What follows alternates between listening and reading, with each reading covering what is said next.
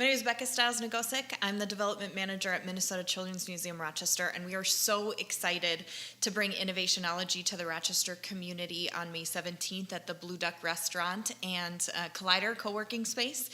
This event was really designed around very similar to what Rochester Rising does in our community, which is highlight innovation, be able to really put a spotlight on all of the cool things that are happening right here in the Rochester community. We know that by providing inspiring opportunities for young people, it allows them to grow up into adults that are more creative, more innovative, and more collaborative.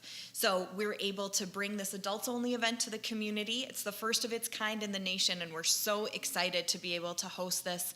We really want to make sure that everybody is able to come out, support these great innovators in food, beverage, science, and technology, and also be able to support the place that makes that happen in Rochester of Minnesota Children's Museum Rochester. So my name's Brandon Sampson. I'm one of the founders of LimLab in Rochester, Minnesota. Well, every day we are innovating.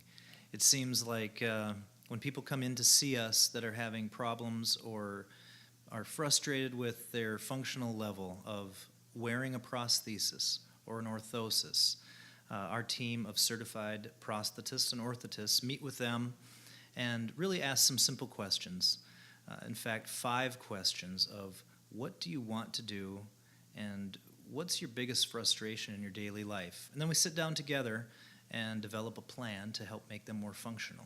So every day we're problem solving people's specific type of needs, and it makes it very interesting. So I grew up on a farm, and in that experience there's lots of opportunity for creative problem solving.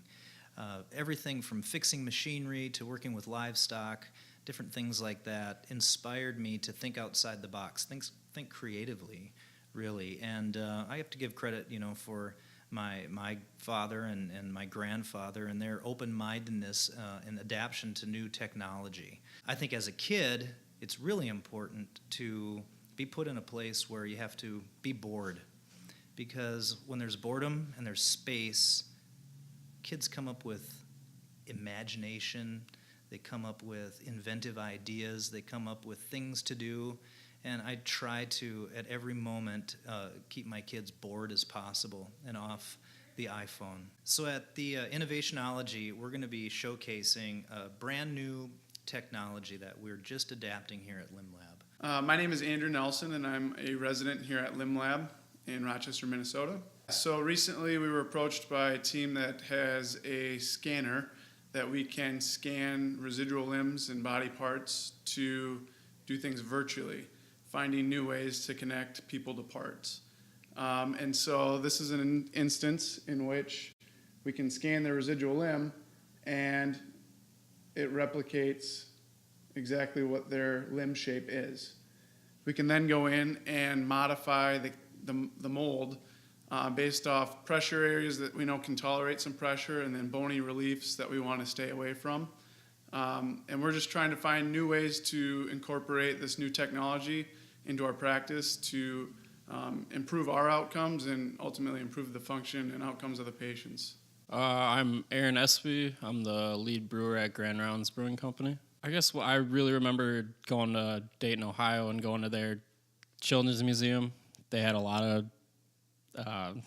big toys and things set up. You can kind of build around things or build houses or anything like that. And so that gave me inspiration, I guess, when I got older to do something with my hands and not be stuck in an office or anything like that. I think you should be able to expect, some fun beers on our end.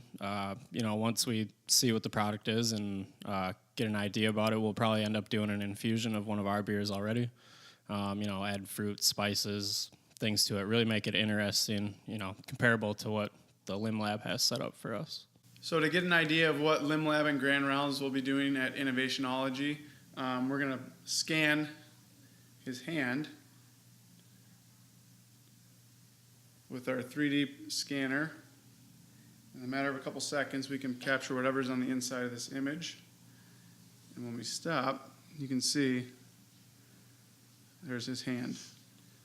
The more time I spend, the more defined that scan will be.